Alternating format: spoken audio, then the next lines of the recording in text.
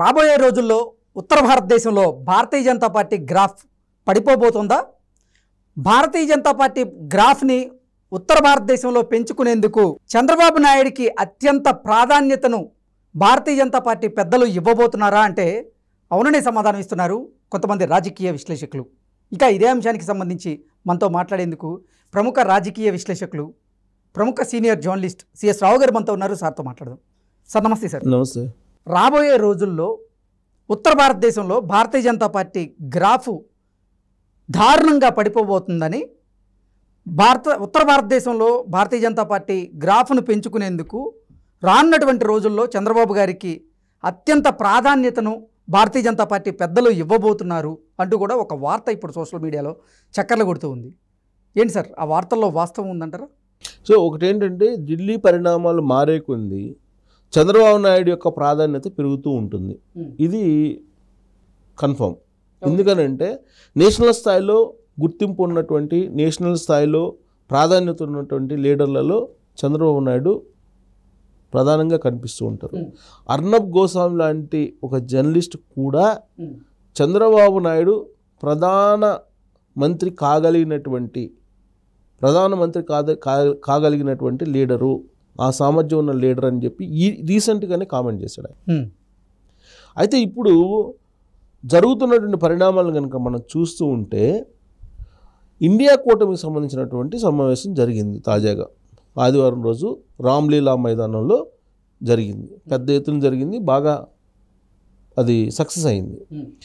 ఆ సందర్భంగా ఖర్గే కానీ లేదా ఇతర భాగస్వామ్య పక్షాలు కానీ చేసినటువంటి కామెంట్ ఏంటంటే, బీజేపీకి 400 కాదు కదా, 200 దాటమును చాలు అని చెప్పి వాళ్ళు కామెంట్ చేశారు.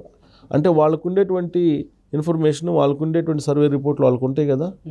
ఈ 400 అనేది, ఎన్డీఏకి 400 అనేది ఇది కావాలని నరేంద్ర మోడీ చేస్తున్నటువంటి ఒక ప్రచారం. దీంట్లో మైండ్గా ఉంది.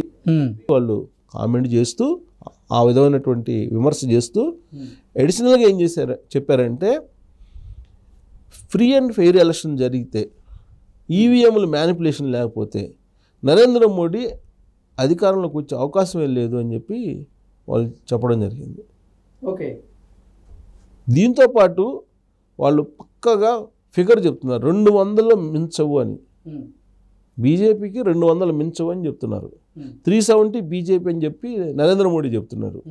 ఇదే 200 అని చెప్పి మమతా బెనర్జీ కూడా చెప్తుంది.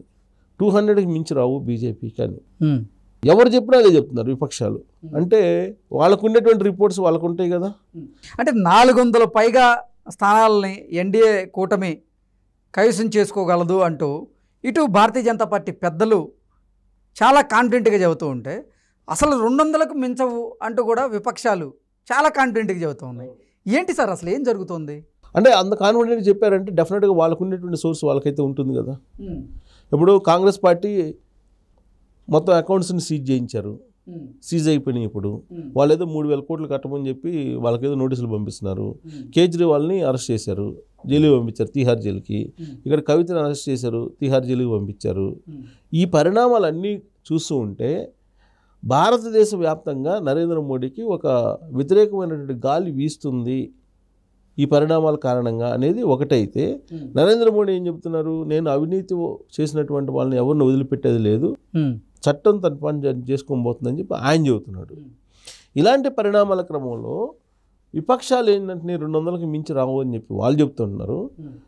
అయితే దానికి బలం చేకూరేలా పరోక్షంగా బీజేపీకి సంబంధించిన సీనియర్ లీడరు, కేంద్ర మంత్రి గడ్కరీ సీన్లోకి వచ్చారు.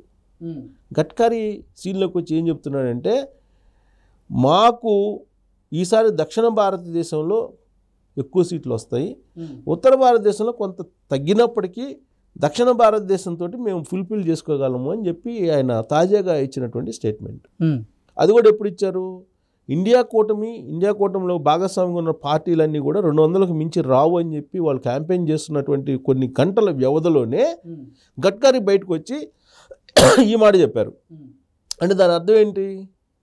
ఉత్తర భారతదేశంలో బీజేపీ దెబ్బతినబోతుంది, ఉత్తర భారతదేశంలో ఎక్స్పెక్ట్ ఏదైతే చేశారో అన్ని రావటం లేదనేది అర్థమవుతుంది కదా. అది గడ్కరీని చెప్పారు కదా, సాధారణంగా గడ్కరీ మాట్లాడరు. ఇప్పుడు మణిపూర్ లాంటి రాష్ట్రాలు 3 రాష్ట్రాలు అసలు పోటీలో లేదు బీజేపీ. ఓకే, తర్వాత ఉత్తర భారతదేశానికి వచ్చేటప్పటికి పంజాబ్, తర్వాత ఢిల్లీ, బీహార్, ఈ 3 రాష్ట్రాల్లో బీజేపీ ఎన్ని వస్తుంది అనేది సర్వేలు చెప్తున్నాయి. అంటే బీజేపీకి తర్వాత అన్నిటికన్నా ఇంపార్టెంట్ స్టేట్ ఏంటి వాళ్ళకి? ఉత్తరప్రదేశ్. ఈ ఉత్తరప్రదేశ్లో ఆడ కాంగ్రెస్ పార్టీ, సమాజ్వాదీ పార్టీ 2 పొత్తులో ఉన్నాయి, బలంగా ఉన్నాయి. సో అలాంటి సందర్భాల్లో ఏదైనా జరగచ్చు అనేటువంటిది వినిపిస్తుంది ఇప్పుడు. సో వినిపిస్తున్న క్రమంలో 200 అని చెప్పి వాళ్ళు ఎప్పుడైతే అన్నారో, గడ్కరీ మాకు ఉత్తర భారతదేశంలో తగ్గినప్పటికీ కూడా మాకు దక్షిణ భారతదేశంలో వస్తాయని చెప్పాడు. అంటే ఉత్తర భారతదేశంలో తగ్గుతున్నాయని చెప్పి ఒప్పుకున్నట్టే కదా. దక్షిణ భారతదేశంలో వస్తాయని చెప్తున్నారు. ఎక్కడ వస్తాయి దక్షిణ భారతదేశంలో? ఎక్కడి నుంచి వస్తాయి దక్షిణ భారతదేశంలో బీజేపీకి? ఆంధ్రప్రదేశ్, తెలంగాణలో వచ్చినా కానీ ఎక్కువ రావు. తెలంగాణలో, ఆంధ్రప్రదేశ్లో Telugu Desam party, YSR Congress party, Telugu Desam party, అంటే తెలుగుదేశం పార్టీ ఎన్డీఏలో భాగస్వామ్యం అనుకుందాం కొద్దిసేపు. ఎన్డీఏలో భాగస్వామ్యం అయినప్పటికీ కూడా రేపు ఒకవేళ ఆంధ్రప్రదేశ్ ప్రయోజనాలు నెరవేరటం లేదు అన్నప్పుడు నీదైతే ఎందుకుంటారు? ఉండరు, అవకాశమే లేదు. తర్వాత తమిళనాడు నో ఎంట్రీ బీజేపీకి, కేరళ నో ఎంట్రీ బీజేపీకి, కొద్దిగా గొప్ప కర్ణాటకలో వస్తాయి. అంటే గతం కన్నా కూడా తక్కువే వస్తాయి. ఇప్పుడు 2019లో వచ్చిన వాటికన్నా కర్ణాటకలో తక్కువే వస్తాయి. మరి 2019 కన్నా ఏ రాష్ట్రంలో నీకు బీజేపీకి ఎక్కువ వస్తాయి ఇక్కడ? అంటే వాళ్ళు తమిళనాడు నుంచి ఈసారి అన్నామలై అక్కడ స్ట్రాంగ్గా ఉన్నారు. అన్నామలై ఈసారి ఎట్టి పరిస్థితుల్లో బీజేపీకి కొన్ని ఎంపీ స్థానాలని తీసుకురాబోతున్నాడు అంటూ కూడా కొన్ని వార్తలు అయితే బలంగా వస్తున్నాయి. వార్తలు ఉన్నాయి. అలాగే కేరళ మీద కూడా మేము ప్రత్యేకంగా దృష్టి పెట్టాము. కేరళలో మా సత్తా చూపించేందుకే, సత్తా చాటుకునేందుకే పినరాయి విజయన్ గారి కూతురు మీద కూడా ఏదో వేరే కొన్ని ఆరోపణలు చేస్తూ నోటీసులు పంపించారు. ఆయన కూడా ఏదో ఇబ్బంది పెట్టాలని చూశారు. అంటే ఉత్తర భారతదేశానికి సంబంధించిన రాజకీయాలు వేరు, దక్షిణ భారతదేశానికి సంబంధించిన రాజకీయాలు వేరు.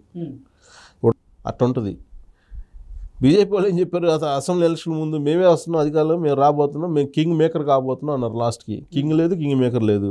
లాస్ట్కి ఎమ్మెల్యే కవితని మేము అరెస్ట్ చేయకపోవడమే మాకు అసెంబ్లీ ఎన్నికల్లో మేము అంటే 2వ ప్లేస్కి 3వ ప్లేస్కి రావడానికి కారణమైంది. ఇప్పుడు అరెస్ట్ చేసిన తర్వాత బీజేపీకి వస్తే చూడొచ్చుగా. ఇప్పుడు అరెస్ట్ చేశారు కదా. సో ఇప్పుడు కర్ణాటకలో అసలు చెల్లదు, అసలు హిందీయే పడదు వాళ్ళకి. హిందీ మాట ఎత్తేనే వాళ్ళు అక్కడ వ్యతిరేకిస్తున్నారు. అలాంటి సందర్భాల్లో తమిళనాడులో ఉత్తర భారతదేశానికి సంబంధించిన లీడర్ల యొక్క హవా కొనసాగే ప్రసక్తే లేదు. ఆంధ్రప్రదేశ్ ఏంటంటే జగన్మోహన్ రెడ్డి అయినా చంద్రబాబు నాయుడుకైనా ఎవరికి వచ్చినా కానీ ఆ 25 మంది ఎంపీలు మనయ్య అనుకుంటున్నారు వాళ్ళు. సో అలాంటి సందర్భంలో చంద్రబాబు నాయుడుని దూరం చేసుకుంటే మరింత నష్టపోయే అవకాశం ఉంది నరేంద్ర మోడీ. అందుకే బలవంతంగానైనా సరే ఆయన చేత పొత్తుకు ఒప్పించగలిగారు, పొత్తులో పెట్టుకున్నారు. సరే ఇప్పుడు రాబోయేటువంటి రోజుల్లో చంద్రబాబు నాయుడు అనేటువంటి ఒక ఫిగర్ని చూపించి, నేషనల్ ఫిగర్ని ఉత్తర భారతదేశంలో బలపడాలనేటువంటి ఒక ఆలోచన. అందుకే ఇక్కడ పొత్తు పెట్టుకున్నారు. అంటే మా భాగస్వామ్యంలో బలమైనటువంటి పార్టీ తెలుగుదేశం పార్టీ చేరిందని చెప్పి అక్కడ చెప్పుకోవడానికి పనికి వస్తుంది. సో కాబట్టి రాబోయే రోజుల్లో చంద్రబాబు నాయుడు కీ రోల్ పోషించే అవకాశాలు ఉన్నాయి. నరేంద్ర మోడీ అందుకే చంద్రబాబు నాయుడు తోటి ఖచ్చితంగా రాబోయే రోజుల్లో మరొక రకంగా కనిపించేటువంటి అవకాశం ఉంది. Okay sir, thank you so much.